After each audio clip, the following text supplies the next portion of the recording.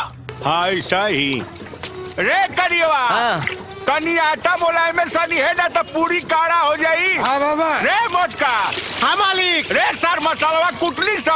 हाँ पनिया डाल देता। पानी डाल। अच्छा अच्छा। ना भैया हमारा एकदम कड़क पिए के आदत बा। रे साला रे बेवड़ा रे ओमे पानी डाले कनी आटा में डाल। अरे सारा Sorry. 2 पैग मारने के बाद पावर Sorry में आ भैया, जाता। sorry. येला के बाद अंग्रेजी बोलता रहा मारे आए पाड़ा के अंडा देख ले बाड़ा। साले आप हाथ लपड़ मारे साले की तार 100 अंडा तेरा बरांडा में छितरा जाए साले काम कर साला। रे पुलाव। अरे बेटा हाँ? बोलू तो आप फिर आगू लगता। बाबा हाँ जेकर बेटा से हाँ ओकरा बाप के करी ढे भैया अरे अरे भैया का आज शेर के बाप सामना कर खातिर तैयार बाटे। हो रहा ए बबुआ बंद कर अपन नाटक। आज ते बारूद के विस्फोट से ना बचबे।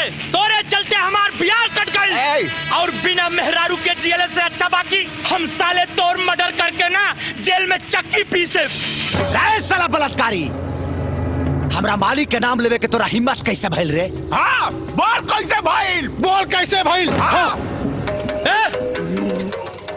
रे साला मार देंगे। हाँ पीट देंगे। मान फाड़ देंगे। ए बबुआ तोरे चक्कर में ना। हमार बियाह ना भइल रे और बियाह हो कैसे पहले हम मुस्मात हो गई नी रे बाबा।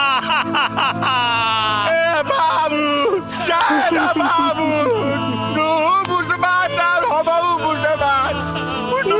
मुस्मान भाई भाई ना रे ना। अरे बाबू तोहरे चलते आज हम मुस्मात भइले।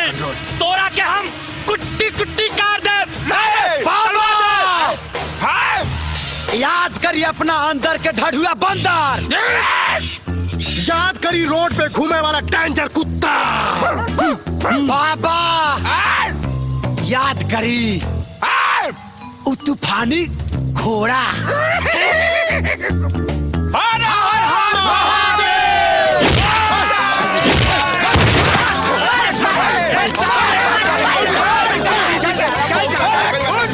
देख ले तोरा के। एगो गरीब लड़की के फुसला के बियाह करते रे। चल चल खाना मिला